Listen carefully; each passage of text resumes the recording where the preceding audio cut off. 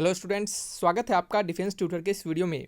आज की इस वीडियो में आपको बताएंगे कोस्ट गार्ड नाविक जीडी के लिए प्रैक्टिस सेट 1 को। जैसा कि आपको बताया है कि बहुत सारे बच्चों का डिमांड था कि सर प्रैक्टिस सेट्स को दीजिए कोस्ट गार्ड के रिगार्डिंग, तो कोस्ट गार्ड के रिगार्डिंग अब से प्रैक्टिस सेट्स आपका हमने स्टार्ट कर दिया है। इसी प्रकार से आपको प्रैक्टिस सेट्स आपको दिए जाएंगे, जिसमें कि आपको कभी कभी सेक्शनल प्रैक्टिस सेट्स भी रहेंगे। जैसे कि ये जो आज का जो हमारा प्रैक्टिस सेट्स है, इसमें सारे आपके सब्जेक्ट कंबाइंड है और एक आपको ऐसा भी प्रैक्टिस सेट दिया जाएगा जीडी के रिगार्डिंग, जिसमें कि आपको मैथमेटिक्स के अलग से और फिजिक्स के अलग से, जिसे कि हम सेक्शनल प्रैक्टिस सेट्स भी कहेंगे। तो उन सभी सेक्शनल प्रैक्टिस सेट्स और कंबाइंड प्रैक्टिस सेट्स का सिलसिला इसी तरह आपको चलेगा और सारे प्रैक्टिस सेट्स को यहाँ पे करवाए जाएंगे। तो बता दें आपको कि डीबी वाले बच्चों के लिए भी नाविक, कोस्ट गार्ड नाविक, जीडी, डीबी, यांत्रिक तीनों के लिए प्रैक्टिस सेट्स आपको जल्द ही प्रोवाइड करवाए जाएंगे। सो आप लोग बच्चे भी टेंशन बिल्कुल ना लें, ठीक है। तो आइए बढ़ते हैं अपने इस वीडियो लेक्चर्स की ओर। आपके डिमांड्स के रिगार्डिंग प्रैक्टिस सेट्स आया है और ज़्यादा से ज़्यादा हम आपको बोलेंगे कि वीडियोस को देखिए, ज़्यादा से ज़्यादा वीडियोस को शेयर कीजिए और सपोर्ट कीजिए, ताकि हम आपके लिए इसी प्रकार के प्रैक्टिस सेट्स और भी ला सके। जितना ज़्यादा आप लोगों का रिस्पांस रहेगा, उसी प्रकार से उतना ज़्यादा अमाउंट ऑफ प्रैक्टिस सेट्स आपको हम दे पाएंगे, ठीक है। इस वीडियो के PDF को डाउनलोड करने के लिए डिस्क्रिप्शन बॉक्स में लिंक प्रोवाइड करवाए जाएंगे, उस लिंक पर क्लिक करके डाउनलोड कर पाइएगा। या फिर आप लिंक नहीं होंगे अभी, तो आप टेलीग्राम चैनल को ज्वाइन कर लीजिएगा, डायरेक्टली टेलीग्राम चैनल पर ही लिंक प्रोवाइड करवा दिए जाएंगे, ठीक है। तो आइए बढ़ते हैं अपने इस वीडियो लेक्चर्स की ओर। पहला क्वेश्चन यहाँ पे आपको मैथमेटिक्स से है, जो कि आप यहाँ पे देख सकते हैं। लिखा जा रहा है कि यदि 3 sin theta plus 4 cos theta is equal to 5, then the find the value of cot theta. तो आपको कॉट थीटा का वैल्यू बताना है।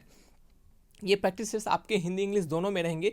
सो दोनों बच्चे आप बिल्कुल टेंशन ना लीजिएगा, आपको यहाँ पे हिंदी और इंग्लिश दोनों मीडियम्स के बच्चे आसानी से इसे देखकर समझ पाएंगे, ठीक है। इस कारण से हमने प्रैक्टिस सेट्स को दोनों में, मीडियम में, दोनों लैंग्वेज में रखने का प्रयास किया है।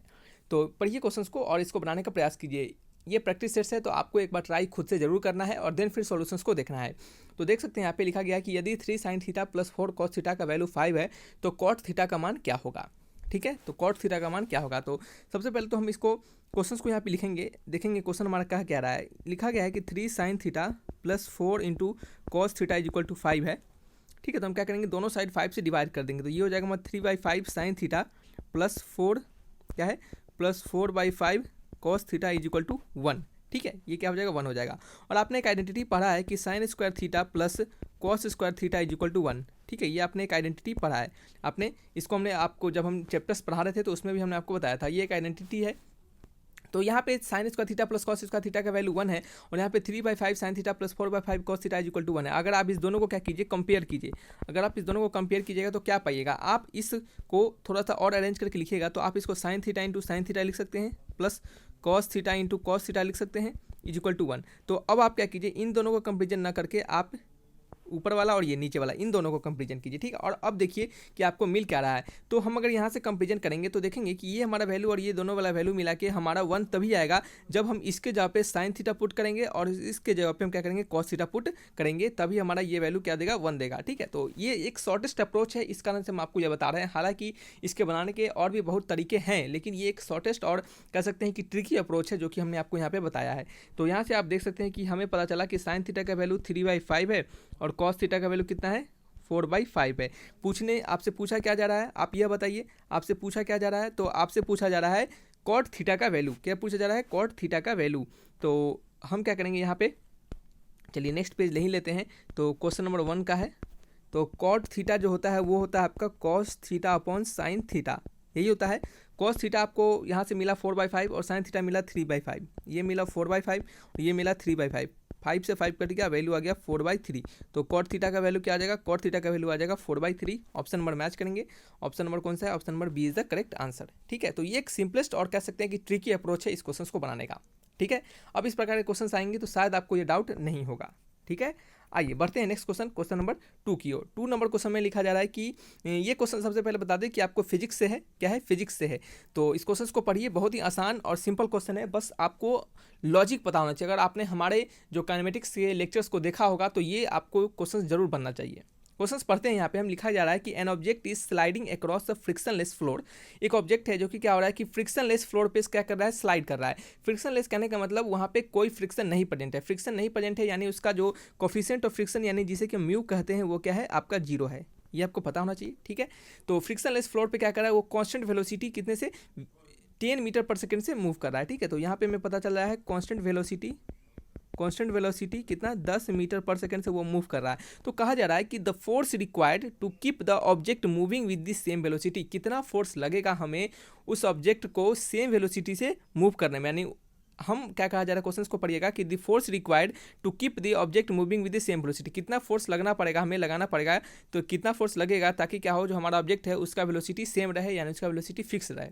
ठीक है, हिंदी में भी पढ़ लेते हैं एक बार। लिखा जा रहा है कि एक निकाय 10 मीटर पर सेकंड के नियत वेग के साथ एक घर्षण रहित फर्श पर फिसल रहा है। ठीक है, घर्षण रहित यानी नो फ्रिक्शनलेस, ठीक है, सॉरी, घर्षण रहित यानी फ्रिक्शनलेस फ्लोर हो गया। ठीक है, फिर कहा जा रहा है कि निकाय को समान वेग के साथ गतिमान रखने के लिए आवश्यक बल कितना लगेगा।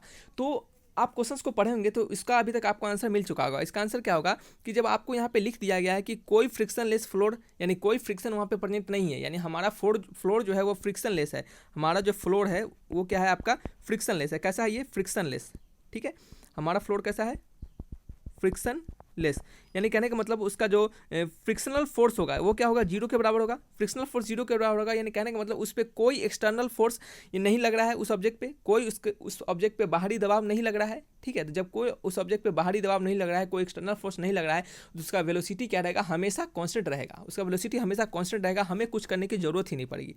आपने पढ़ा होगा कि न्यूटन्स फर्स्ट लॉ के अनुसार कि बॉडी का जो इनर्शिया जो होता है वो क्या होता है कि वो हमेशा बॉडी का इनर्शिया हमेशा एक्वायर करना चाहता है। बॉडी जिस प्रकार से वो मोशन में रहता है उसी मोशन में वो रहना चाहता है। तो यहाँ पे कोई एक्सटर्नल दबाव, उस पर कोई एक्सटर्नल फोर्स नहीं लग रहा है, तो बॉडी हमारा सेम हमेशा वो कांस्टेंट वेलोसिटी को खुद में एक्वायर करके रखेगा, खुद में वो कांस्टेंट वेलोसिटी से मूव करता रहेगा। ठीक है, तो यहाँ से हमें क्या पता चला कि हमें कोई फोर्स नहीं लगाना पड़ेगा, यानी ऑप्शन नंबर ए है। इसका आंसर टिक लगाने के लिए हम एक लाइन में टिक लगा के चल जाते हैं, लेकिन आपको समझाना था तो इसका आंसर हमने इतना बड़ा आपको बताया है, तो शायद आपको अब समझ में आ चुका होगा। ठीक है, आइए बढ़ते हैं नेक्स्ट क्वेश्चन 3 की ओर। 3 नंबर क्वेश्चन लिखा जा रहा है कि 2O represents 2 dash of oxygen. कहा जा रहा है कि जो 2O जो होता है वो ऑक्सीजन का हमें क्या बताता है। जैसे आपने O2 जो पढ़ा होगा, इस O2 में ये जो 2O है, ये 2O है, वो हमें क्या बताता है। तो ये जो 2O होता है, ऑक्सीजन के 2O हमें 2 एटम्स के बारे में बताते हैं। किन के बारे में बताते हैं, 2 एटम्स के बारे में बताते हैं। ठीक है, तो आंसर क्या है, इसका आंसर है ऑप्शन नंबर सी। ठीक है, ये आपके जनरल साइंस में आ जाएंगे क्वेश्चन। नेक्स्ट है question number fourth number question में क्या लिखा जा रहा है कि select the option in which the number set shares the same relationship as that share by the given number set. ठीक है, तो आप कह सकते हैं कि ये एक प्रकार का रीजनिंग का क्वेश्चन है। तो क्वेश्चन में कहा जा रहा है कि जो इस क्वेश्चन में, यानी इस क्वेश्चन में जो सेट दिया गया है 2, 4, 8, और इसमें जो भी आपका रिलेशनशिप है, इस तीनों में जो भी रिलेशनशिप है, उसी रिलेशनशिप वाले ये जो ऑप्शन है उसको आपको ढूंढना है कि इसी रिलेशनशिप वाला हमारा कौन सा ऑप्शन है कि जिसमें सेम रिलेशनशिप को अप्लाई किया जा रहा है। ठीक है, उस विकल्प का चयन कीजिए जिसमें संख्या समूह के बीच वही संबंध है जो दिए गए संख्या समूह के बीच में है।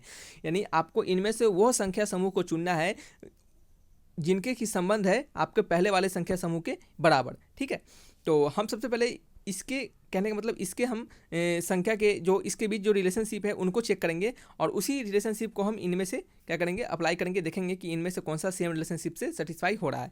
तो जैसे कि हम अगर ऊपर वाले को देखते हैं तो हमें 2, 4 और 8 मिल रहा है। तो अगर हम क्या करें, इस दोनों वाले को मल्टीप्लाई कर दें, यानी 2 × 4 कर दें, तो हमें 8 मिल जा रहा है, जो कि हमारा क्या है, ये वाला नंबर है।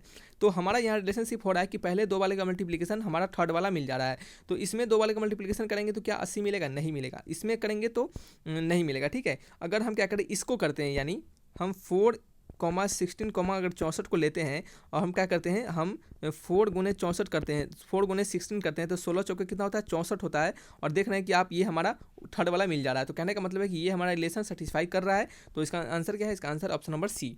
ठीक है, तो इस तरीके के क्वेश्चन हमने आपको बहुत सारे बताए हैं एनालॉजी में। अगर हमारे आप एनालॉजी के चैप्टर देखे होंगे तो उसमें हमने आपको इस तरह के क्वेश्चंस बताया है बहुत सारा। ठीक है, तो देखिएगा जाकर उस वीडियो को, लगभग 15 लेक्चर्स हमने उस पर दिया है। नेक्स्ट क्वेश्चन की ओर बढ़ते हैं। क्वेश्चन नंबर 5 नंबर में लिखा जा रहा है कि arrange the following word in a logical meaningful order. ये भी आपका फिजिक्स का क्वेश्चन है। इसमें कहा जा रहा है कि आपको इन सभी वर्ड्स को लॉजिकल मीनिंगफुल ऑर्डर के टर्म में अरेंज करना है। ठीक है, तो देखिए लॉजिकल मीनिंगफुल ऑर्डर कहा जा रहा है, तो यहाँ पे आप इनके फ्रीक्वेंसी के आधार पे, इनके वेवलेंथ के आधार पे, आप किन के आधार पे अरेंज कीजिएगा ये आप पे डिपेंड करता है। ठीक है, तो देखिए हम यहाँ पे आपने पढ़ा होगा कि VIBGYOR, बिग जियोर। क्या है, बिग जियोर आपने पढ़ा होगा। बिग जियोर ये क्या होता है, आपका रेनबो का कलर होता है। क्या होता है, रेनबो का कलर होता है। और ये आपका जो कलर होता है ये आपके इंटेंसिटी को, वेवलेंथ को, इस तरीके से क्या करता है, इनके ऑर्डर को यह हमें दर्शाता है। ठीक है, तो यहाँ पे अगर देखिएगा कि अगर आप इन्हीं से मैच कर लिए, क्या करना है आपको, अगर आप इन्हीं से मैच करेंगे तो आप देखिएगा कि सबसे पहले हमारा रेड आ रहा है। क्या आ रहा है, सबसे पहले हमारा रेड आ रहा है। ठीक है, रेड, तो रेड है, फिर क्या है आपका ओ है, ये आपका ऑरेंज है, येलो है, ग्रीन है, ब्लू है, और क्या है, इंडिगो है, वायलेट है। क्या है, इंडिगो है, वायलेट है। तो यहाँ पे देखेंगे तो रेड, क्या लिखेंगे हम, रेड लिखेंगे। तो रेड को लिखते हैं रेड, रेड यानी नंबर 2। चलिए नंबर 2, फिर क्या लिखेंगे, ऑरेंज लिखते हैं। ठीक है, ऑरेंज, ऑरेंज। फिर देखते हैं इसमें से वाई वाला को येलो आ रहा है। फिर क्या लिखना है, येलो के बाद हमें ग्रीन है, ग्रीन है क्या इसमें, नहीं है। ब्लू है क्या, ब्लू है, 1 का ब्लू। फिर इंडिगो क्या आ रहा है, क्या इंडिगो आ रहा है 4th नंबर में। ठीक है, INDIGO, इंडिगो हमें मिला। ठीक है, तो यहाँ से देखेंगे कि 2 के बाद 5, 3, 1 और क्या है 4, ये हमें रिलेशन मिल रहा है। तो ये रिलेशन अगर हमारा मैच कर रहा होगा कोई भी ऑप्शन में तो ये हमारा क्या होगा, करेक्ट होगा। तो 2, 3, 2, 5, 3, 1, 4 यानी ऑप्शन नंबर बी क्या इसके रिगार्डिंग करेक्ट है। अगर हम इस प्रॉपर जो सीक्वेंस हमें मिला है 2, 3, 5, 2, 5, 3, 1, 4, अगर इस सीक्वेंस को अगर हम देखें तो हमें पता चल रहा है कि ये हमारा इंक्रीजिंग ऑर्डर ऑफ फ्रीक्वेंसी है। ये क्या है, हमें इंक्रीजिंग ऑर्डर ऑफ फ्रीक्वेंसी के बारे में बताता है। इंक्रीजिंग ऑर्डर ऑफ, ठीक है, सॉरी, फ्रीक्वेंसी, ये हमें इंक्रीजिंग ऑर्डर फ्रीक्वेंसी के बारे में बताता है। ठीक है, ऐसे करके हमें इंक्रीजिंग ऑर्डर फ्रीक्वेंसी के बारे में यह बता रहा है, समझ रहे हैं। तो इस तरह से क्या होगा, इंक्रीजिंग ऑर्डर फ्रीक्वेंसी के बारे में ये हमें इन्फॉर्मेशन देगा। तो ये एक तरीका का आपको समझ सकते हैं कि हमने यहाँ पे अगर इस पैटर्न को ढूंढा तो देखा कि ये इंक्रीजिंग ऑर्डर फ्रीक्वेंसी दे रहा है। हो सकता है कोई अदर ऑप्शन आता जो कि आपका डिक्रीजिंग ऑर्डर बताता, या फिर हो सकता है कि ऐसा ऑप्शन आता जो कि वेवलेंथ के बारे में बताता। तो आपको अगर ये याद होगा तो आप इस तरीके से क्वेश्चन को बना पाइएगा। ठीक है, इसके अनुसार देखिए, आप इधर से चेक कर लीजिए या फिर इधर से चेक कर लीजिए, कोई सेम पैटर्न में दिखेगा वही आपका आंसर हो जाएगा। ठीक है, चलिए बढ़ते हैं नेक्स्ट क्वेश्चन, क्वेश्चन नंबर 6 की ओर। 6 नंबर क्वेश्चन क्या है, आपके मैथमेटिक्स से है। तो मैथमेटिक्स के क्वेश्चन में लिखा जा रहा है इसमें कि tan theta plus sec theta का वैल्यू 4 है। तो आपसे कहा जा रहा है कि cos थीटा का वैल्यू क्या होगा। तो लिखिएगा यहाँ पे tan theta plus sec theta का वैल्यू 4 है। तो आपसे किसका वैल्यू पूछा जा रहा है, cos थीटा का। तो आपने एक फॉर्मूला पढ़ा होगा कि sec square theta minus tan square theta is equal to क्या होता है, 1 होता है। तो यहाँ से हम क्या लिख सकते हैं, sec theta minus tan theta, a square minus b square पे, ए प्लस बी और ए माइनस बी पे। ठीक है, sec theta plus tan theta ये इक्वल टू क्या हो गया, 1 हो गया। यहाँ पे आपको इसका वैल्यू पता है कितना है, 4 है। तो sec theta minus tan theta का वैल्यू कितना मिल गया, sec theta minus tan theta का वैल्यू कितना मिल गया, 1/4। क्या मिल गया, 1/4 मिल गया। ठीक है, हम क्या करेंगे, ऐड कर देंगे। किसको ऐड करेंगे, अगर हम बात करें इक्वेशन को, कौन सा इक्वेशन, अगर हम बात करें कौन सा इक्वेशन इसको मान लेते हैं 1 और इसको मान लेते हैं 2। ठीक है, अगर हम 1 और 2 को ऐड कर दे, ठीक है, 1 एंड 2 को हम क्या कर दे, ऐड कर दे। ठीक है, ऐड कर देते हैं, 1 एंड 2 को एडिशन कर देते हैं। तो यहाँ पे हम क्या देखेंगे, 1 एंड 2 का एडिशन करने के बाद कि ये आपका tan theta plus sec theta plus में sec theta minus tan theta is equal to 1 + 1/4, यही है। तो कुछ कटेगा, tan थीटा से tan थीटा कट जाएगा। नेक्स्ट पेज ले लेते हैं हम, क्वेश्चन नंबर 6 का आंसर। tan थीटा से tan थीटा कट गया, वैल्यू आ गया 2 सेक थीटा। कितना आ गया, 2 सेक थीटा, और इधर क्या आ गया 1 + 1/4, यानी क्या हो गया ये आपका 5/4। ठीक है, तो सेक थीटा का वैल्यू क्या आ जाएगा, सेक थीटा का वैल्यू हो जाएगा 5/8। तो इसका उलट कर देंगे तो कॉस थीटा आ जाएगा। तो क्या आ जाएगा, ये आपका 8/5। कॉस थीटा का वैल्यू क्या आ जाएगा, 8/5 आ जाएगा। ऑप्शन मैच करेंगे। कुछ गलती हो रहा है क्या, रुक जाइए चेक कर लेते हैं। ठीक है, यहाँ पे एक्चुअल में 4 था, हमने क्या कर दिया, यहाँ पे 1 कर दिया था। ठीक है, तो इसी को यहाँ पे गलती हो गया, तो ये आपका 4 हो गया। तो ये कितना हो गया, 4 4 जाए 16 x 17, कितना हो गया 17 हो गया। ऊपर 5 नहीं, ये 17 हो गया। तो जहाँ जहाँ 5 है वहाँ 17 डाल दीजिए। चलिए 17, और यहाँ भी क्या करेंगे, 5 की जगह पे क्या डाल देंगे, 17। तो वैल्यू आ गया आपका cos theta equal to 8/17। Match कीजिए ऑप्शन 8/17, ऑप्शन नंबर बी। ठीक है, आइए बढ़ते हैं नेक्स्ट क्वेश्चन, क्वेश्चन नंबर 7 की ओर। 7th नंबर क्वेश्चन में क्या लिखा जा रहा है कि for m is equal to 1, 2 comma क्या है 4m+2 is a multiple of. ये आपका मैथ्स का क्वेश्चन है और इस चैप्टर का नाम है मैथमेटिकल इंडक्शन। ठीक है, मैथमेटिकल इंडक्शन से प्रीवियस ईयर के बैचेज में हमने आपको लेक्चर्स दिया होगा। अगर आप उस लेक्चर्स को देखे होंगे मैथमेटिकल इंडक्शन के, तो ये क्वेश्चन अभी तक आप बिल्कुल बना चुके होंगे, क्योंकि ये बहुत ही सिंपल क्वेश्चन है। यहाँ पे आपको समझदारी दिखाना है, इसके प्रूफ को आपको बिल्कुल नहीं समझना है, इसका प्रूफ आपको यहाँ पे करना भी नहीं है, क्योंकि प्रूफ करने लगिएगा तो बेकार का समय आपका बर्बाद चल जाएगा। ठीक है, तो जब भी आपको इस प्रकार का क्वेश्चन दिया जाए मैथमेटिकल इंडक्शन का और पूछा जाए किसका ये मल्टीपल है, तो आप लास्ट वाले वैल्यू को देखिएगा। ये आपका वैल्यू 4m+2 के टर्म में है। ठीक है, तो इसमें से अगर आप 2 कॉमन ले लीजिएगा तो ये क्या आएगा 2m+1 आएगा। तो आप देख सकते हैं कि यहाँ पे ये 2 का मल्टीपल है, तो ये हमें क्या होगा 2 का ये डिविजुअल होगा। क्या होगा, ये 2 का डिविजुअल हमें मिल जाएगा। तो ये 2 का डिविजुअल होगा, तो आंसर क्या होगा, इसका आंसर होगा ऑप्शन नंबर डी। ठीक है, चलिए नेक्स्ट क्वेश्चन है क्वेश्चन नंबर 8 नंबर क्वेश्चन लिखा जा रहा है कि ये भी क्या आपका जनरल साइंस का क्वेश्चन है, या फिर आप इसको फिजिक्स के क्वेश्चन भी मान सकते हैं, क्योंकि फिजिक्स में आपको एटॉमिक स्ट्रक्चर पढ़ने हैं, तो वहाँ पे आप इस क्वेश्चन को वहाँ से भी रिलेट कर पाइएगा। यहाँ पे लिखा जा रहा है कि calcium has 20 electrons and 20 protons. ठीक है, and argon has 18 protons and 22 neutrons. तो what is similar between them, तो इनके बीच सिमिलर क्या है, तो लिखेगा कैल्शियम। ठीक है, कैल्शियम में क्या लिखा रहा है, इलेक्ट्रॉन का संख्या कितना है 20 है। तो जैसे कि आपको पता है कि कोई भी एटम अगर न्यूट्रल होता है तो उसमें नंबर ऑफ इलेक्ट्रॉन्स इक्वल होते हैं उसके नंबर ऑफ प्रोटॉन्स के। तो E इज इक्वल टू 20, तो P इज इक्वल टू 20, यानी प्रोटॉन भी इक्वल होंगे 20। साथ ही साथ न्यूट्रॉन का वैल्यू कितना दिया जा रहा है, वो भी 20 दिया जा रहा है। आर्गन के बारे में बात कहा जा रहा है, आर्गन में proton equal to electron equal to 18 दिया जा रहा है। नेक्स्ट न्यूट्रॉन का वैल्यू कितना दिया जा रहा है, 22 दिया जा रहा है। ठीक है, तो यहाँ से क्या करें, अगर हम इनके दिए हुए ऑप्शन में से आपको क्या करना है, एक एक करके चेक कर लेना है। ठीक है, एक एक करके आप चेक कर लीजिए। तो हम चेक करेंगे तो देखेंगे क्या कि ये जो मास नंबर होता है, मास नंबर जो होता है वो क्या होता है। ठीक है, मास नंबर जो होता है आपको पता होगा कि मास नंबर जो होता है, ठीक है, मास नंबर जो होता है वो होता है number of proton plus number of neutrons. Mass number is equal to number of protons plus number of neutrons. ठीक है, तो नंबर ऑफ प्रोटॉन्स में वैल्यू हमारा कैल्शियम के लिए हम बात करेंगे, कैल्शियम के लिए बात करें, कैल्शियम के लिए तो 20 + 20 कितना होगा 40। अगर हम आर्गन की बात करेंगे तो 18 + 22 ये भी कितना होगा 40। तो देख सकते हैं कि दोनों के लिए जो मास नंबर है वो क्या है, इक्वल है। तो इनके भी सिमिलर क्या है, इनके भी सिमिलर है इनके मास नंबर, यानी दोनों के मास नंबर क्या है, इक्वल होंगे। तो आंसर क्या होगा इसका, ऑप्शन नंबर ए होगा। ठीक है, चलिए आइए बढ़ते हैं नेक्स्ट क्वेश्चन 9th की ओर। 9th नंबर क्वेश्चन लिखा जा रहा है कि which region is often called the land of 5 reverse. ठीक है, तो ये आपका कह सकते हैं कि एक प्रकार से ये स्टैटिक जीके का क्वेश्चन है कि लैंड ऑफ 5 रिवर के नाम से हम किन्हें जानते हैं। तो जैसे कि आपको पता है ये क्वेश्चन बहुत ही कॉमन क्वेश्चन है, इसके आंसर सभी को पता होते हैं। जैसे कि हम बता दें कि जो पंजाब होते हैं उन्हें हम लैंड ऑफ 5 रिवर के नाम से जानते हैं। जैसे पंजाब जो होता है उसे हम पंज लिखते हैं, पंज मतलब क्या होता है 5। ठीक है, 5।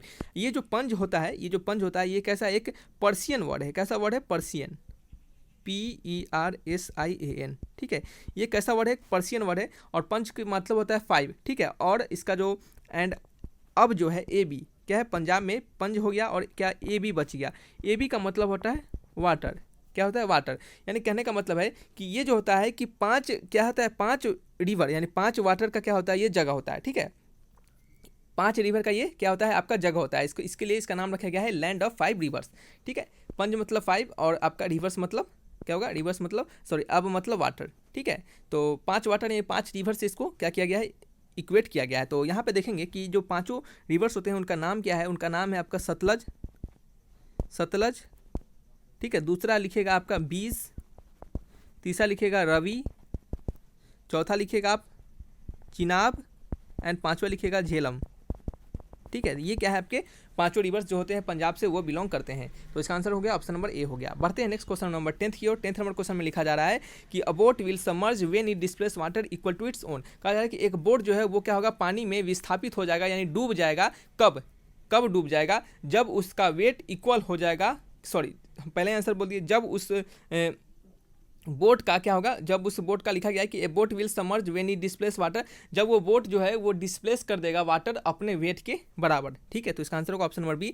ये जो होता है आपका ये आर्किमिडीज प्रिंसिपल आपने पढ़ा होगा, वहाँ से ये कंसेप्ट आता है कि कोई भी वस्तु तभी डूबता है जब वो वस्तु अपने वजन यानी अपने भार के, अपने वेट के बराबर वाटर को डिस्प्लेस कर दे, यानी वाटर को उतना हटा दे। ठीक है, चलिए बढ़ते हैं नेक्स्ट क्वेश्चन नंबर 11th की ओर। 11th नंबर क्वेश्चन में कहा जा रहा है कि they are following 4 words pair are like in a certain way and one is different, pick out the odd words। कहा जा रहा है कि निम्न 4 में से 3 शब्द युग्म निश्चित रूप से एक जैसे हैं और एक भिन्न है।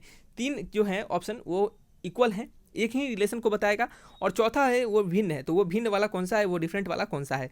तो यहाँ से अगर आप देखिएगा तो ऑप्शन ए को चेक करेंगे तो ऑप्शन ए में लिखा जा रहा है कि वॉरियर और स्वॉर्ड। वॉरियर और स्वॉर्ड क्या है, तो वॉरियर और स्वॉर्ड क्या बताता है, ये हमें वर्कर्स और उनके टूल्स के बारे में बताता है। यानी जो वॉरियर्स होते हैं, यानी जो योद्धा होते हैं, वो क्या होता है, तलवार रखते हैं, वो योद्धा जो होते हैं वो तलवार रखते हैं, ठीक है।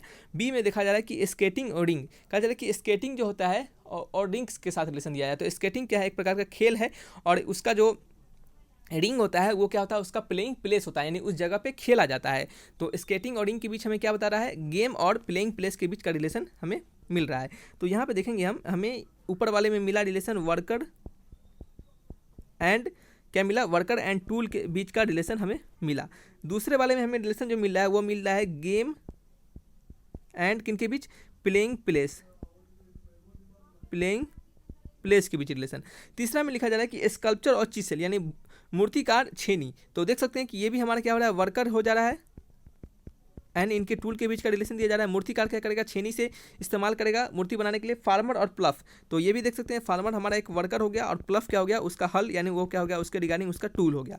तो देख सकते हैं कि ऑप्शन ए सी डी ये हमें वर्कर्स एंड टूल के बारे में रिलेशन बता रहा है, और ये जो बी है इकलौता ऑप्शन वो हमें गेम और प्लेइंग प्लेस के बारे में बता रहा है। तो ये हमारा ऑड हो गया, क्या हो गया, ये हमारा तीनों से अलग हो गया।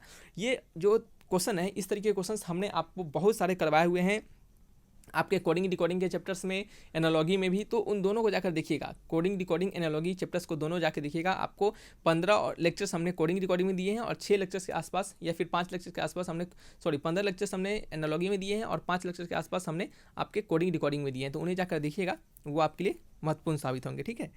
बढ़ते हैं नेक्स्ट क्वेश्चन नंबर 12 की ओर। 12th नंबर में कहा जा रहा है कि इन एन इंडिविजुअल और a company wants to issue new capital it will be placed in, ठीक है। तो अगर कहा जा रहा है कि यदि कोई व्यक्ति या कंपनी नई पूंजी जारी करना चाहती हो तो उसे डैश में रखा जाएगा। तो उसे कहाँ रखा जाएगा, उसे हम प्राइमरी मार्केट में रखते हैं। कहाँ रखते हैं, प्राइमरी मार्केट में। तो ये आपका क्या होगा, एक तरह से आपका स्टैटिक जीके का ये भी क्वेश्चन है, ठीक है। तो ACBI गाइडलाइंस के अनुसार जो कहता है, ACBI गाइडलाइंस जो हमें बताता है कि किसी भी इंडिविजुअल कंपनी को क्या करते हैं, अगर न्यू कैपिटल अगर वो इशू करना चाहता है तो उसे हम क्या कहेंगे, उसे हम उसको प्राइमरी मार्केट में ही रखेंगे, ठीक है। किसके गाइडलाइंस के अनुसार, ACBI के गाइडलाइंस के अनुसार। तो उतना नहीं जाना है, सिंपली याद रखिए कि कोई भी व्यक्ति या फिर कोई भी कंपनी नया पूंजी अगर जारी करना चाहे, नए कैपिटल को जारी करना चाहे, तो उसे प्राइमरी मार्केट में ही रखा जाएगा। बढ़ते हैं नेक्स्ट क्वेश्चन नंबर 13 की ओर। 13 नंबर क्वेश्चन लिखा जा रहा है कि from the given answer figure select the one in which the question figure is hidden और एम्बेडेड, ठीक है। कहा जा रहा है कि दिए गए उत्तर आकृति में उस उत्तर आकृति को चुनिए जिसमें प्रश्न आकृति निश्चित है, निहित है, ठीक है। यानी जिसमें क्या है, वो एम्बेडेड है, यानी जिसमें वो जाके छुप जाए, ठीक है। तो ये हमारा प्रश्न आकृति है और ये हमारा क्वेश्चन आकृति है, ठीक है। तो अगर हम प्रश्न आकृति को देखें तो ये हमारा ऐसा ऐसा और ऐसा बताया जा रहा है, ठीक है, इस प्रकार से। तो ऐसा जो हमें दिख रहा है वो सिर्फ हम आपको ऑप्शन नंबर डी में दिख रहा होगा। किसे, ऑप्शन नंबर डी में। यहाँ पे देख सकते हैं कि ऑप्शन नंबर डी में इस तरीके से, ऑप्शन नंबर डी में कैसा है, देख सकते हैं कि ये इस तरीके से फिगर बना हुआ है, ठीक है, इस तरीके से फिगर बना हुआ है। और ये जो हमारा 3 जो है, ये आपका ये तीनों फिगर जो होगा वो इसी में आके क्या होगा, फिट हो सकता है, ठीक है, इसी में आके फिट हो सकता है। बाद बाकी आप किसी भी ऑप्शंस को चेक कीजिएगा और किसी में ये फिट होता देखिएगा तो आप हमें जरूर बताइएगा कमेंट बॉक्स में लिखकर, ठीक है। तो इसका आंसर क्या हो गया, ऑप्शन नंबर डी हो गया। इस प्रकार से क्वेश्चंस बहुत बार आते हैं, आपको प्रीवियस ईयर में भी पूछे गए थे और आपके सैम्पल पेपर में भी है। सैम्पल पेपर के वीडियोज़ अभी तक नहीं देखे हैं तो जाकर देखिएगा, ठीक है। प्रीवियस बैचेज के सारे प्लेलिस्ट में आपको सैम्पल पेपर के वीडियोज़ मिल जाएंगे, मैथमेटिक्स के मैथमेटिक्स में, रीजनिंग के रीजनिंग में, ठीक है। तो आप जाकर वहाँ से देख सकते हैं। बढ़ते हैं नेक्स्ट क्वेश्चन नंबर 14 की ओर। 14 नंबर क्वेश्चन लिखा जा रहा है कि structural component of haemoglobin is, तो ये आपका जनरल साइंस का क्वेश्चन है कि स्ट्रक्चरल कंपोनेंट ऑफ हेमोग्लोबिन क्या होता है, तो वो होता है आयरन। आयरन जो होता है हेमोग्लोबिन का स्ट्रक्चरल कंपोनेंट होता है, ठीक है। बढ़ते हैं नेक्स्ट क्वेश्चन नंबर 15 की ओर। 15 नंबर क्वेश्चन में डायरेक्शन दिया जा रहा है। इसमें आपको सिंपली इतना हम नहीं कथा पढ़ेंगे, आपको यहाँ पे बता दें कि यहाँ पे आपको ईडर पूछा जा रहा है। क्या पूछा जा रहा है, ईडर पूछा जा रहा है। तो पहले वाले को पढ़िए कि our worldly egoist covering became aware of an existing of supreme power no error, ठीक है। तो ए में है आपका perfection is attend when our real self completely eliminates. B में है आपका our worldly egoist covering became aware of, और आपका सी में है an existence of supreme power, ठीक है। तो देखिए यहाँ पे जो आपका ईरर है वो क्या है, आपका ऑप्शन नंबर सी में है, ठीक है। आपका क्या है, ऑप्शन नंबर सी में है। सी में क्या ईरर है, अगर आप उसको बात करें हम, तो यहाँ पे देख सकते हैं कि यहाँ पे एन का उपयोग किया गया है। क्या है, यहाँ पे एन का उपयोग किया है, जबकि आपको कोई भी बता दे आपको कि कोई भी पार्टिकुलर पर्सनस को बताने के लिए, ठीक है, कोई भी पार्टिकुलर पर्सनस और थिंग्स को बताने के लिए हमें क्या करना पड़ता है, द को प्रयोग करना पड़ता है। किसका प्रयोग करना पड़ता है, द का प्रयोग करना पड़ता है, ठीक है। यहाँ पे जो एग्जिस्टेंस ऑफ सुप्रीम पावर है, सुप्रीम पावर क्या है, ये एक नॉर्मल चीज़ नहीं है, ये क्या है आपका एक पार्टिकुलर पर्सन है, एक पार्टिकुलर थिंग्स है, ठीक है, सॉरी एक पार्टिकुलर पर्सन है यहाँ पे। तो इनको दर्शाने के लिए हम एन का उपयोग न करेंगे, क्या करेंगे हम द का उपयोग करेंगे। तो यहाँ पे एन न होकर क्या होगा आपका द होगा, ठीक है, एन नहीं होगा, क्या होगा द होगा, ठीक है। क्यों? क्योंकि सुप्रीम पावर ये क्या है आपके इज स्पेसिफाइड, क्या है स्पेसिफाइड है, ठीक है। चलिए बढ़ते हैं नेक्स्ट क्वेश्चन, क्वेश्चन नंबर 16 की ओर। 16 नंबर क्वेश्चन में लिखा जा रहा है कि the cost price of 15 article is equal to selling price of 8 article, find the loss और गेन ऑफ परसेंटेज, ठीक है। तो कहा जा रहा है कि यदि 15 वस्तुओं का कार्य मूल 8 वस्तुओं के विक्रय मूल्य के बराबर है, यानी 15 वस्तुओं का 15 आर्टिकल का कॉस्ट प्राइस कितना इक्वल है 8 आर्टिकल के सेलिंग प्राइस के, तो आपको लॉस और गेन बताना है, ठीक है। तो स्वाभाविक सी बात है, यहाँ पे आपको गेन ही दिख रहा होगा, क्या हो रहा है गेन ही दिख रहा होगा। कैसे गेन दिख रहा है? क्योंकि 15 आर्टिकल का जो कॉस्ट प्राइस है कितना, 15 आर्टिकल का जो कॉस्ट प्राइस है वो 8 आर्टिकल के सेलिंग प्राइस के बराबर है। तो 15 आर्टिकल को बेचेंगे हम, ठीक है, उतना हम 8 को क्या करेंगे बेच लेंगे। देखिए 15 आर्टिकल को जो हम खरीदेंगे जितना रुपया में, उतना रुपया का हम अगर 8 आर्टिकल बेच देंगे तो उतना रुपया हमारा मिल जाएगा, ठीक है। तो इसका मतलब हो गया कि हमारा गेन हो जाएगा, हमें क्या हो जाएगा प्रॉफिट हो जाएगा। तो प्रॉफिट परसेंटेज निकालने आता है आपको क्या? तो जरूर आता होगा, नहीं निकालने आता है तो हम आपको भी बताते हैं। तो क्वेश्चन के अनुसार CP of 15 article is equal to SP of 8 article, ठीक है। फिर कहा जा रहा है कि अगर हम बात करें प्रॉफिट परसेंटेज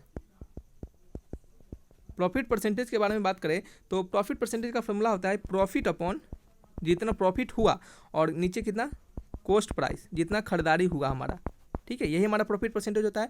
तो प्रॉफिट कितना निकलेगा और कॉस्ट प्राइस कितना पता चलेगा, तो हम इसको निकालने के लिए एक आपको दिमाग देंगे, क्या कहें, एक आपको दिमाग बताते हैं। देखिए कॉस्ट प्राइस ऑफ 15 आर्टिकल का क्या करता है, आपको बराबर दे रहा है सेलिंग प्राइस ऑफ 8 आर्टिकल के। तो आप क्या करिए, लेट कर लीजिए कॉस्ट प्राइस ऑफ 1 आर्टिकल का, ठीक है। तो हम क्या करेंगे कि जो 15 आर्टिकल का जो कॉस्ट प्राइस है वो 8 आर्टिकल के सेलिंग प्राइस के बराबर दे दिया जा रहा है, ठीक है। तो हम लेट कर लेते हैं, यहाँ पे लेट कर लेंगे, लेट द CP यानी cost price of 1 article be ₹1, यानी एक आर्टिकल का हम कितना कॉस्ट प्राइस ₹1 मान लेते हैं, ठीक है। तो कॉस्ट प्राइस ऑफ 15 आर्टिकल कितना हो जाएगा, 15 आर्टिकल का कॉस्ट प्राइस कितना हो जाएगा, 15 आर्टिकल का कॉस्ट प्राइस हो जाएगा ₹15, ठीक है। तो सेलिंग प्राइस ऑफ 8 आर्टिकल कितना हो जाएगा, 8 आर्टिकल का सेलिंग प्राइस कितना हो जाएगा बताइए। 8 आर्टिकल का सेलिंग प्राइस दिया जा रहा है कितना रुपया, 8 आर्टिकल सेलिंग प्राइस दिया जा रहा है कॉस्ट प्राइस ऑफ 15 आर्टिकल के, तो 8 प्राइस का सेलिंग प्राइस हो जाएगा ₹15, कितना हो जाएगा ₹15 हो जाएगा, ठीक है, कितना हो जाएगा ₹15 हो जाएगा। तो कॉस्ट प्राइस देखिए, अगर सेलिंग प्राइस ऑफ 8 आर्टिकल आपको बताया जा रहा है कि कॉस्ट प्राइस ऑफ 15 आर्टिकल के बराबर है और कॉस्ट प्राइस ऑफ 15 आर्टिकल का वैल्यू ₹15 है, तो 8 आर्टिकल का सेलिंग प्राइस कितना हो जाएगा, ₹15 हो जाएगा। अगर लेकिन हम अगर कॉस्ट प्राइस बात करेंगे हम 8 आर्टिकल के लिए, 8 आर्टिकल के कॉस्ट प्राइस के बारे में बात करेंगे तो वो तो कितना होगा, वो तो 8 ही होगा। क्यों 8 होगा, क्योंकि एक आर्टिकल का कॉस्ट प्राइस ₹1 है, तो 8 आर्टिकल का ₹8 हो जाएगा, क्या हो जाएगा, 8 आर्टिकल का ₹8 हो जाएगा, ठीक है। तो हम अगर थोड़ी देर के लिए इसको हटा दें तो अब आपको शायद कन्फ्यूजन खत्म हो गया होगा, ठीक है। सेलिंग प्राइस ऑफ 8 आर्टिकल ₹15, क्यों 15, क्योंकि आपको कहा जा रहा है कि 15 आर्टिकल के CP के बराबर है, ठीक है। तो इसको हम अब फिर से ला देंगे तो अब आपको समझ में आ चुका है, ठीक है। चलिए नेक्स्ट आपको यहाँ पे गेन निकालना है, गेन कितना हो गया, जितना में बेचे, क्या गेन कैसे निकलता है, जितना में बेचे और हम जितना में खरीदे, ठीक है। तो ₹15 में हम बेचे 8 आर्टिकल को, ₹15 में बेचे और खरीदे कितना में हम ₹8 में, ठीक है। 15 में बेचे और ₹8 में खरीदे, तो ये हमारा क्या हो गया, गेन हो गया। तो 15 में से 8 गया तो कितना हो गया, ₹7, ठीक है। तो गेन परसेंट कितना हो गया, 7/8, यानी जितना हमारा गेन हुआ यानी प्रॉफिट और नीचे कॉस्ट प्राइस कितना है, ₹8 है, गुने क्या करेंगे 100 कर देंगे, ये हमारा क्या हो जाएगा गेन परसेंटेज होगा। तो इसका परसेंटेज निकालिएगा, आपका वैल्यू होगा 87.5%, कितना 87.5%, ऑप्शन नंबर मैच करेंगे 87.5%, option number A is the correct answer, ठीक है। तो ये एक क्या है एकदम सिंपलेस्ट अप्रोच है, आप देख सकते हैं कि यहाँ से आपको शायद कोई डाउट नहीं होना चाहिए, 2 से 3 लाइन के अंदर हमने इस क्वेश्चन को बना दिया, ठीक है। आइए बढ़ते हैं नेक्स्ट क्वेश्चन नंबर 17 की ओर। नंबर 17 में कहा जा रहा है कि at what temperature the Celsius scale reading is 30 point less than the Fahrenheit scale, ठीक है। तो ये जो क्वेश्चन है आपका, ये भी फिजिक्स का क्वेश्चन है। इस क्वेश्चन में कहा जा रहा है कि कितना तापमान पर सेल्सियस क्या होगा, सेल्सियस डिग्री सेल्सियस जो आपका स्केल होता है वो होगा कितना होगा, रीडिंग सेल्सियस स्केल का जो रीडिंग होगा वो 30 पॉइंट कम होगा फ़ारेनहाइट स्केल से। कितने सेल्सियस पे यानी कितने टेम्परेचर पे जो सेल्सियस स्केल का जो रीडिंग होगा वो 30 पॉइंट कम होगा फ़ारेनहाइट स्केल से। तो कहने का मतलब है कि जो हमें गिवन दिया जा रहा है वो क्या है कि जो सेल्सियस स्केल का जो रीडिंग होगा वो फ़ारेनहाइट स्केल से कितना 30 कम होगा। ठीक है, 30 कम होगा, यही कहा जा रहा है। ठीक है, तो C इक्वल टू क्या है, F-30 हमें ऐसा दिया जा रहा है। ठीक है, आपको रिलेशन पता होगा, relation between Celsius and Fahrenheit, Celsius and Fahrenheit के बीच रिलेशन आपको पता होगा। वो क्या होता है, C/5 is equal to F-32/9। ठीक है, अगर नहीं पता है तो आप इसको याद कर लीजिए, ये आपको थर्मोडायनामिक्स में आपने पढ़ा होगा तो उसमें आपको ये सिखाया गया था। तो C/5 इक्वल टू F-32/9। तो यहाँ से देखेंगे C के जगह पे क्या डालेंगे, F-30 डाल देंगे। C के जगह पे क्या करेंगे, F-30 डाल देंगे। तो ये हम क्या करेंगे, नेक्स्ट पेज में बनाते हैं। क्वेश्चन नंबर 17 का आंसर ये जो है, C की जगह पे F-30 डाल देंगे। तो F-30/5 is equal to F-32/9। ठीक है, तो यहाँ से हम सॉल्व करेंगे तो 9 into F-30 is equal to 5 into F-32। तो यहाँ से 5F माइनस 160, 9F माइनस 9×27। तो ये आपका 4F इज इक्वल टू 110। तो F इज इक्वल टू कितना आएगा, 27.5। कितना, 27.5। तो F का वैल्यू ये मिला हमें, ये वैल्यू मिला F का। ठीक है, क्या मिला हमें, F का वैल्यू मिला। लेकिन हमें तो किसका निकालना है, सेल्सियस का निकालना है। तो C का वैल्यू हमने आपको पता है, पहले ही रिलेशन जो दिया गया है उसमें दिया गया है कि F-30 डिग्री। ठीक है, तो 27.5 माइनस 30, तो ये घट के कितना आएगा, -2.5 डिग्री सेल्सियस। ठीक है, तो ऑप्शन मैच करेंगे -2.5 degree Celsius. Option number B is the correct answer. ठीक है, तो इस तरीके से बनाना है। इस तरह के क्वेश्चन जो होते हैं बहुत ही स्कोरिंग होते हैं, बहुत ही सिंपल होते हैं। जब भी इस तरह के क्वेश्चन आए तो छूटना नहीं चाहिए। क्या होगा, छूटना नहीं चाहिए। ठीक है, चलिए नेक्स्ट क्वेश्चन है, क्वेश्चन नंबर 18 नंबर क्वेश्चन लिखा जा रहा है कि metal M can be displace by metal N but metal N can not displace metal O oxygen from it salt. चलिए O नहीं, ऑक्सीजन नहीं मानते हैं, उसको हम O मानते हैं। ठीक है, कैसे मान लें, ऑक्सीजन ही है। ठीक है, तो O ही पढ़ते हैं। तो फिर से पढ़ते हैं, metal M can be displace by metal N। Metal M जो है वो N को डिस्प्लेस कर दे रहा है। ठीक है, मेटल N जो है M जो है वो N को डिस्प्लेस कर दे रहा है। ठीक है, फिर कहा जा रहा है कि sorry metal N can displace by metal N। ठीक है, मेटल M जो है वो N से डिस्प्लेस हो जा रहा है, but metal N can not displace metal O। But metal N जो है वो मेटल O को डिस्प्लेस नहीं कर रहा है इन ए सॉल्ट सॉल्यूशन, किसी सॉल्ट सॉल्यूशन में। This means that increasing order of their reactivity. तो इसका मतलब उनके रिएक्टिविटी का ऑर्डर क्या होगा, रिएक्टिविटी का ऑर्डर क्या होगा। ठीक है, ठीक है, तो देखिए आपको पता होना चाहिए कि जो रिएक्टिविटी होता है किसी भी मेटल का वो डिपेंड करता है उनके टेंडेंसी ऑफ लूजिंग इलेक्ट्रॉन, यानी वो कितना इलेक्ट्रॉन्स को लूज करता है, कितना इलेक्ट्रॉन्स को क्या करता है, वो लूज करता है। ठीक है, तो क्वेश्चंस के अनुसार लिखा जा रहा है कि जो मेटल M है वो क्या हो रहा है, डिस्प्लेस हो जा रहा है मेटल N से। मेटल M जो है METAL, मेटल M जो है वो displaced by metal N। Metal M जो है वो N से डिस्प्लेस हो जा रहा है। तो इसका मतलब यही हुआ कि जो मेटल N है वो क्या है, मोर रिएक्टिव है मेटल M से। इसका मतलब हमें क्या पता चला, इसका मतलब हमें यही पता चला कि मेटल N जो है, metal N is more reactive than M। किसके, मेटल N जो है वो मोर रिएक्टिव है मेटल M से। ठीक है, more reactive than metal METAL, metal M। ठीक है, दूसरा में कहा जा रहा है कि मेटल N जो है, फिर दूसरे में कहा जा रहा है कि मेटल N जो है, metal N not displace metal O। Metal N जो है वो O को डिस्प्लेस नहीं कर रहा है। तो इसका मतलब यही हुआ कि O इज क्या होगा, मेटल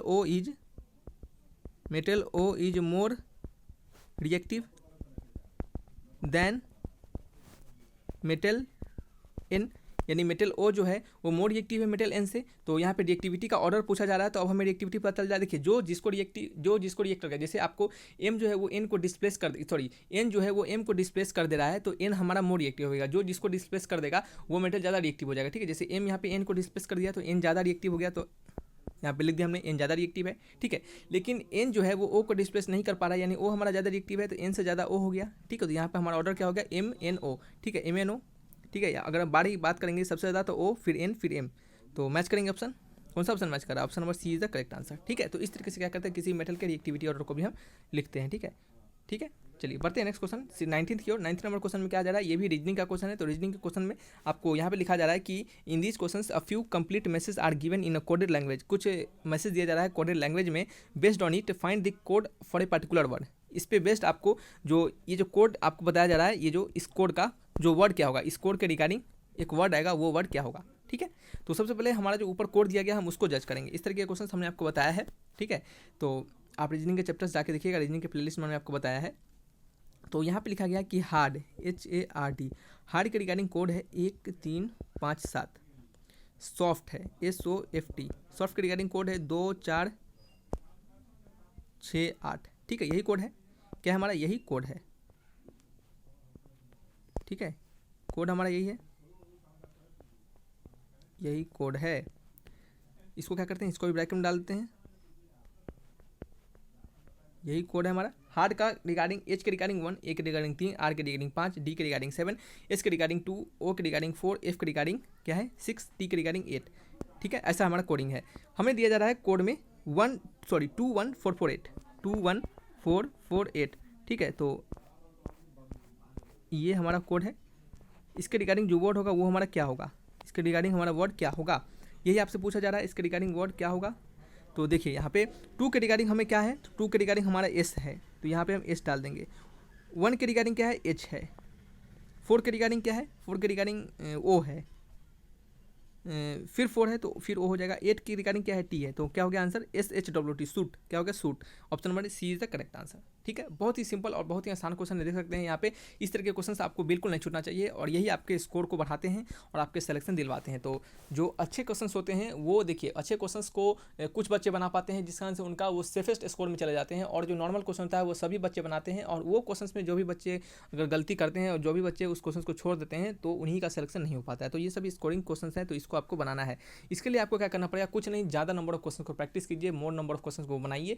तो इस तरीके से क्या होगा, आपका सारा जो क्वेश्चन होगा प्रैक्टिस रहेगा, तो वहाँ पे एग्जामिनेशन में जाइएगा तो आपको डाउट नहीं होगा। ठीक है, बढ़ते हैं नेक्स्ट क्वेश्चन नंबर 20 की ओर। 20 नंबर क्वेश्चन में लिखा जा रहा है कि unscramble the letter in the given word in the word. Question में कहा जा रहा है कि unscramble the letters in the word given these questions and find out the odd one out. कहा जा रहा है कि नीचे दिए गए शब्दों को क्रम में व्यवस्थित करें तथा विषम शब्द का पता लगाएं।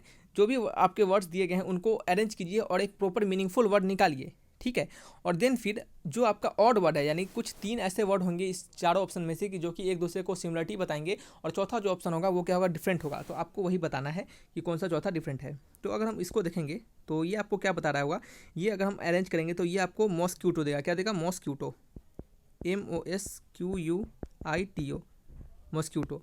ठीक है, दूसरा आपका ये वर्ड। ठीक है, अगर हम इसको देखें तो ये हमें क्या बताएगा, टेलीविजन, TELEVISION।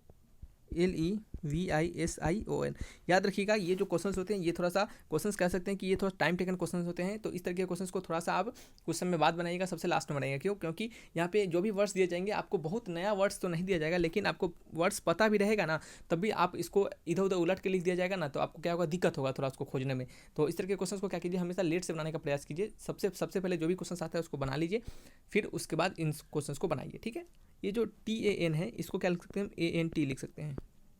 क्या लिख सकते हैं, ANT। ये जो है इसको क्या लिख सकते हैं हम, इसको लिख सकते हैं TERMITE, टर्मिट। क्या होगा, टर्मिट। तो आप देखिए यहाँ पे मॉस्क्यूटो एंड टर्मिट, ये तीनों क्या है, ये तीनों क्या है, इंसेक्ट्स हैं। मॉस्क्यूटो एंड टर्मिट, ये तीनों क्या है, ये तीनों इंसेक्ट है। ये जो इकलौता टेलीविजन है यही क्या है, सबसे ऑड है, सबसे अलग दिख रहा है। तो इसका आंसर क्या हो जाएगा, ऑप्शन नंबर बी हो जाएगा। ठीक है, क्या हो जाएगा, ऑप्शन नंबर बी हो जाएगा। तो इन तरीके से इन क्वेश्चंस को बनाना है। तो ये हमारा आज का प्रैक्टिस सेट्स रहा। वीडियो भले ही लंबा हो गया होगा, लेकिन आपको जो यहाँ से इन्फॉर्मेशन मिला होगा, जो नॉलेज मिला होगा, वो एक बेहतरीन और अच्छे लेवल का मिला होगा। ठीक है, तो रखते हैं इस वीडियो को। वीडियो के PDF को डाउनलोड करने के लिए डिस्क्रिप्शन बॉक्स में लिंक दी जाएंगे, तो वहाँ से आप डाउनलोड कर सकते हैं, या फिर आप टेलीग्राम चैनल को ज्वाइन कर लीजिए, डायरेक्टली वहाँ पर लिंक प्रोवाइड करवा दी जाएंगे। ठीक है, थैंक्स फॉर वॉचिंग वीडियो। तब तक के लिए बाय बाय।